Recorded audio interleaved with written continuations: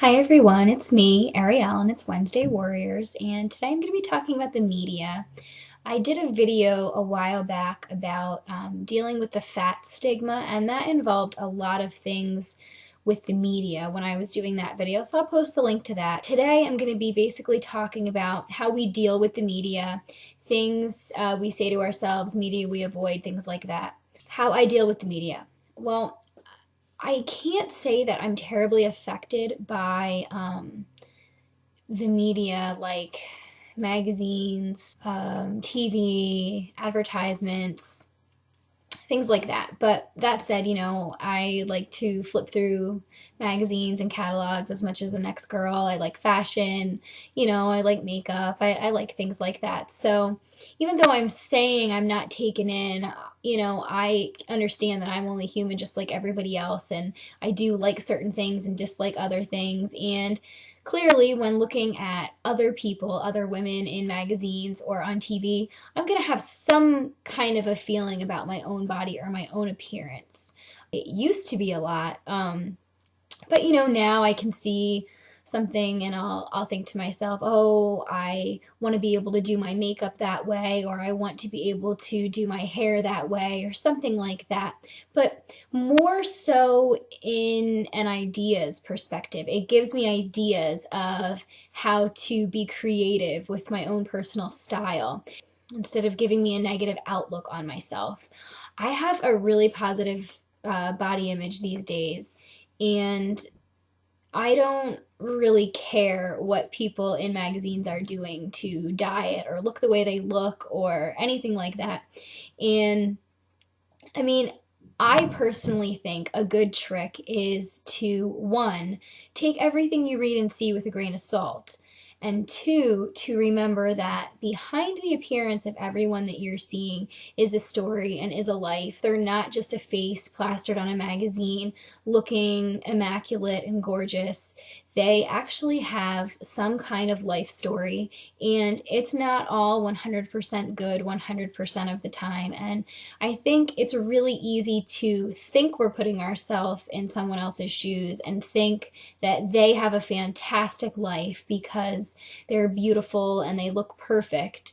But really, they might have a lot of problems that we share, or they might have a lot of problems that are worse than the problems that we're dealing with. And I think it's important to think about that when you're looking at other people and comparing yourself. And I used to be a huge comparer. You don't want to compare yourself to other people. You don't want to compare your body to other people, your features to other people.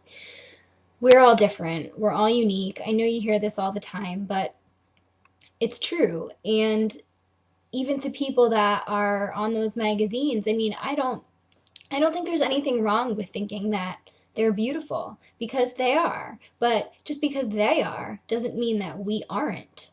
And I think that's where a lot of the mindset goes, and it's incorrect. I just don't think that way.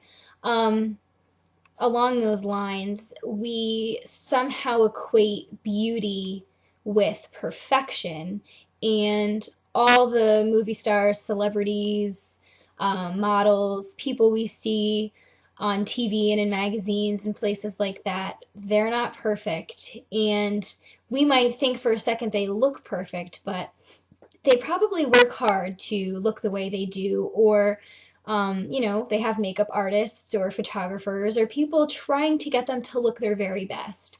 And I just think it's really important to remember what really matters.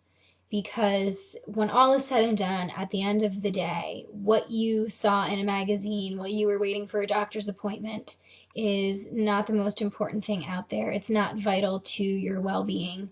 And if you are the kind of person that is taken in by the media, and the media makes you feel bad about yourself, then maybe you need to steer clear of some of the things that you're being shown, because some things you can't avoid. Some things are plastered on billboards, they're on every channel when you're flipping through the television, but some things you can avoid. You don't have to buy the magazines you buy, you don't have to pick them up, you don't have to open them, you don't have to talk to your friends about certain people that you've seen on TV. You don't have to participate in probably at least half of the things that you participate in media wise. And I think it's really important to remember that we have a choice in the matter.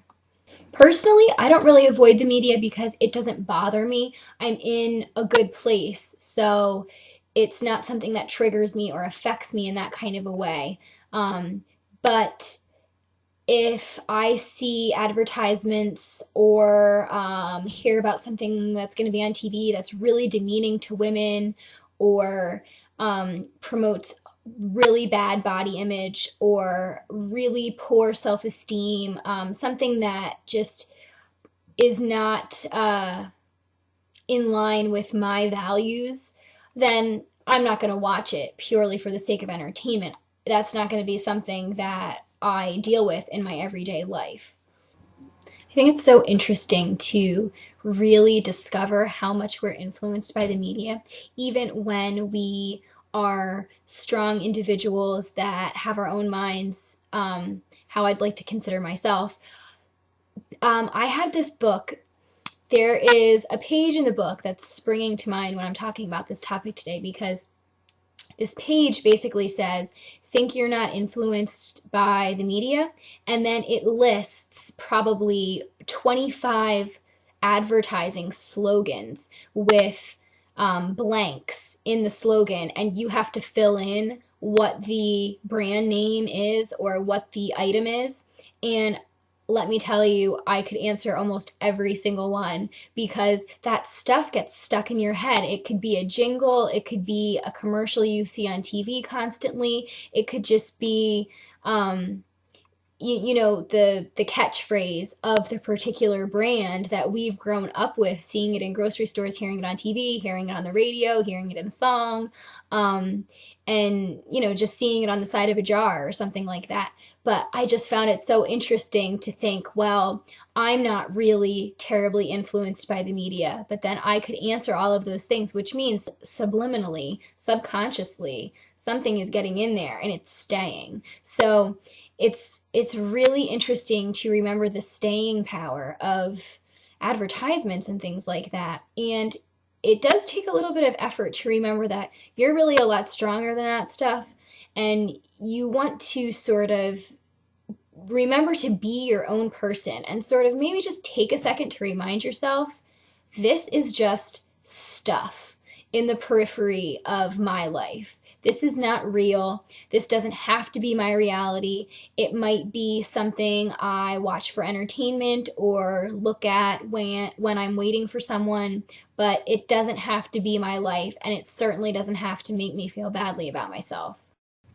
I wrote a really extensive paper once back in my undergrad years, and I called it The Culture of Thinness. And I basically, when I was doing my research, noticed that since the 1960s, focus on women and the body has increased considerably, and sort of tried to delve into what led to this change. And all kinds of media skyrocketed. Television, movies, advertising, it all became about looks and fashion, whereas in earlier years it wasn't such a big issue.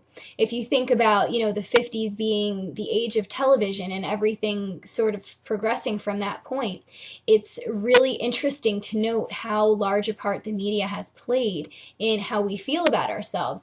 I'm not saying the media causes eating disorders. I've never had that viewpoint.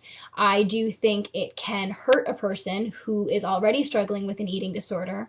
I think it can create negative emotions for someone who's dealing with body image issues, but I don't think it causes any kind of psychological illness. So I want to make that really clear. And since the focus on women and the body has skyrocketed since the 1960s, it's not really a surprise to find that the incidence of eating disorders has doubled since the 1960s. And I think shock and frenzy often follow eating disorders in the news and public, but instead of really addressing and readdressing the problem, something can be done about it. And people just always go for shock value with eating disorders. It's changing a little bit, and I'm happy to see that. But for a while there, it had been just about showing the thinnest of people and really focusing on how thin someone had become. It didn't really talk about why a person had developed an eating disorder in the first place, how to help that person, how to prevent eating disorders from becoming the epidemic that they are, how to deal with recovery. Next week, we're going to be talking about how we deal with clothes, shopping for clothes, combating the negative thoughts when we get dressed in the morning, things like that. So I hope you will stay tuned for that video. So that's my take on the topic for this week, and I hope you all have a wonderful week, and I will see you next time.